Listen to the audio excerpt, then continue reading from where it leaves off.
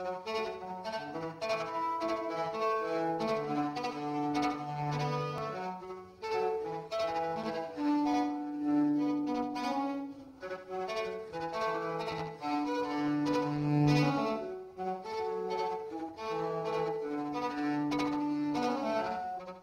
step is moving, it's moving me up.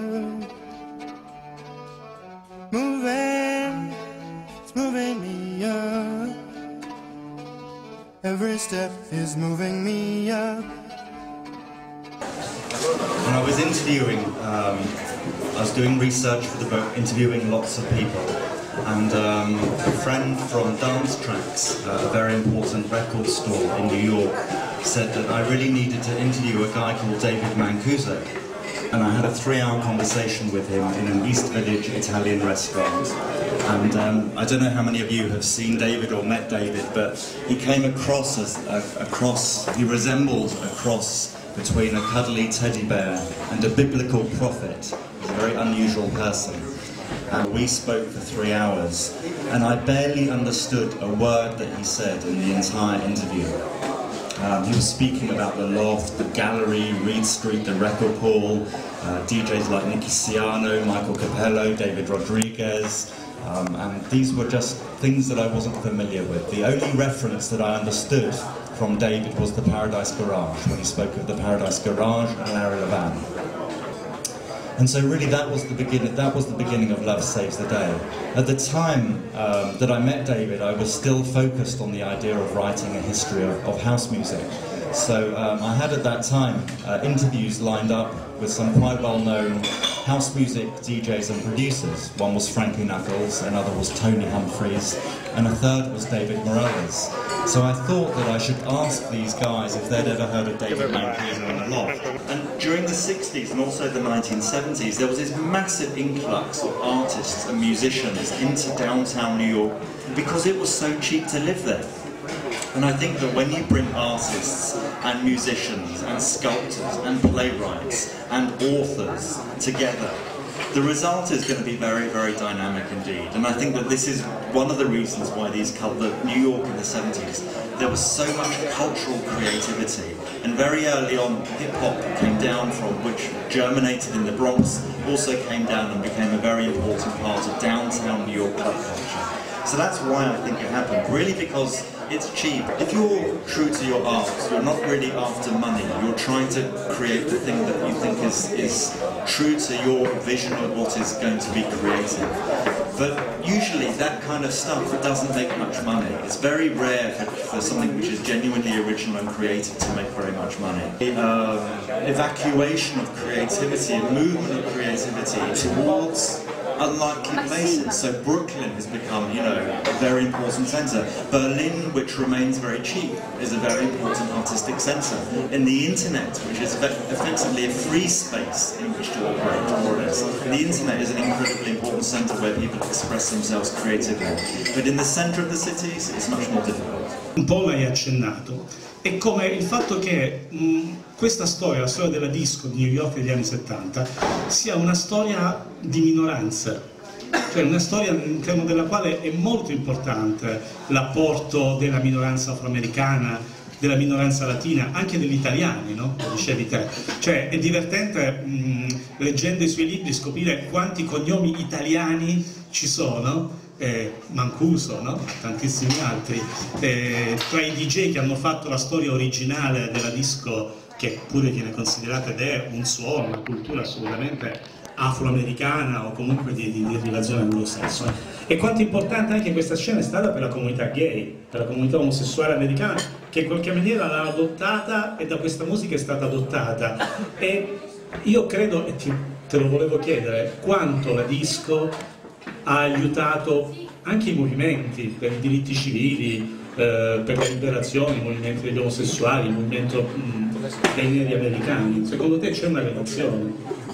Oppure possiamo dire che la disco sia anche una musica politica? That's a good question and a complicated one. 70s dance music.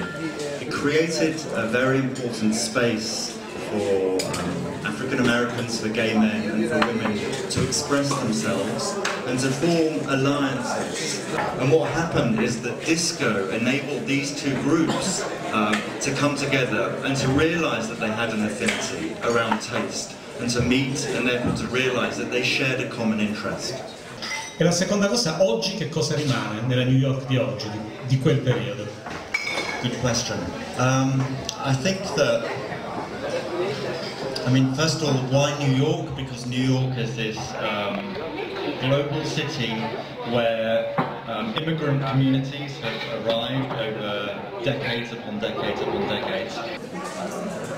Io vorrei tornare ai giorni nostri e utilizzare un termine che è in voga nel mondo della club culture, che è remix. Oggi remixerebbe questo libro in chiave moderna, quindi con ebook, quindi con contenuti multimediali, fare quasi di nuovo una ricerca, ma trovare anche qualche emozione differente che può appagare anche altri sensi, quindi il senso visivo, quello uditivo. I don't have anything very interesting to say about this, I'm afraid.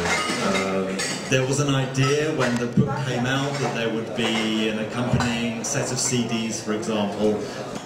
There has been a film made called Maestro, which is related to some of the things that I talk about, which is a very nice film. Tanto si starebbe ore davvero ad ascoltarlo, perché le cose che racconta sono assolutamente affascinanti, come è affascinante il periodo che racconta, la New York degli anni 70, una specie di laboratorio, di workshop, di creatività assolutamente unico e ripetibile, dal quale, come diceva Tim, poi casomai ci torneremo, non è emersa solo la disco, ma tantissime altre cose. Questi libri, secondo me, al di là del fascino straordinario che emanano, ripeto, nella lettura, colmano comunque un vuoto in Italia, un vuoto che c'era, che c'è tuttora in realtà, ma insomma questi libri fanno sì che il vuoto sia un po' meno grosso di quanto non lo fosse prima. In Italia è sempre mancata un'attenzione accademica nei confronti di quella che nei paesi anglosassoni viene definita popular culture, la cultura popolari. E in America e in Inghilterra non è così, ci sono degli studi accademici, delle aree universitarie legate alla sociologia, nelle quali si studia l'universo giovanile con gli strumenti che utilizzano i sociologi piuttosto che non gli antropologi, che è un po' quello che Tim fa. Perché?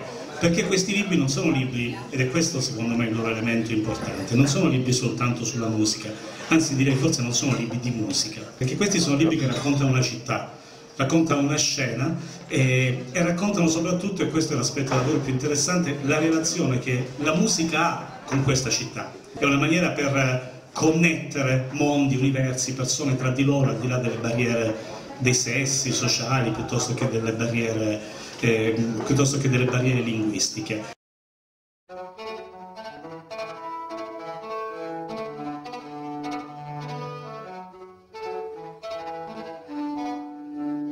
Producer John Hammond, who had discovered Bob Dylan and Bruce Springsteen, had also wanted to kind of sign up Arthur Russell and turn Arthur Russell into the next Bob Dylan or Bruce Springsteen.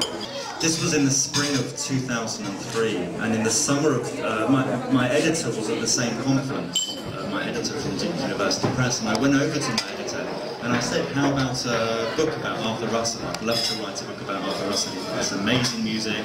It's kind of, and in a way, the book about Arthur Russell can be a book about not just dance music, which is fascinating, but also about these parallel trajectories, these parallel music movements, but were very similar in some respects. There was the movement in orchestral music was towards minimalist music. So this was very repetitive music, quite simple music, through repetition could create transcendental states. And this kind of music was being played in the kitchen, which was just around the corner from the loft. And then there was the movement of what became known as punk and then new wave, which in a sense was another similar trajectory. It happened mainly at CBGB's, again kind of round the corner from the loft and the kitchen at the Bowery. And there was a similar idea, a similar intention called the world of Arthur Russell, which is mainly his dance music.